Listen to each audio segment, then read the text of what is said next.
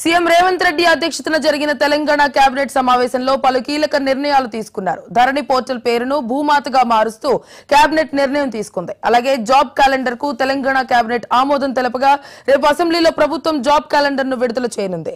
నూతన రేషన్ కార్డుల కోసం కేబినెట్ సబ్ కమిటీ ఏర్పాటు చేస్తూ నిర్ణయం తీసుకోగా విధి విధానాల ఖరారుకు మంత్రి ఉత్తమ్ కుమార్ రెడ్డి అధ్యక్షతన సబ్ కమిటీని నియమిస్తూ కేబినెట్ నిర్ణయం తీసుకుంది.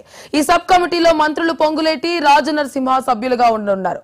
ఇక జీహెచ్ఎంసీలో ఔటర్ గ్రామాల విలీనానికి కేబినెట్ సబ్ కమిటీని నియమించగా అందులో మంత్రులు పొన్నం ప్రభాకర్, శ్రీధర్ బాబు, సీతక్కలు సభ్యులుగా ఉండనున్నారు. ఇక హుస్నాబాద్ నియోజకవర్గంలోని గౌరవెల్లి ప్రాజెక్టును పూర్తి చేయాలని కేబినెట్ నిర్ణయం తీసుకుంది. క్రికెటర్ మహమ్మద్ సిరాజ్, బాక్సర్ నిఖత్ జరీన్లకు ప్రభుత్వ ఉద్యోగాలు, ఇళ్ల స్థలాలు ఇవ్వాలని తెలంగాణ కేబినెట్ నిర్ణయించింది.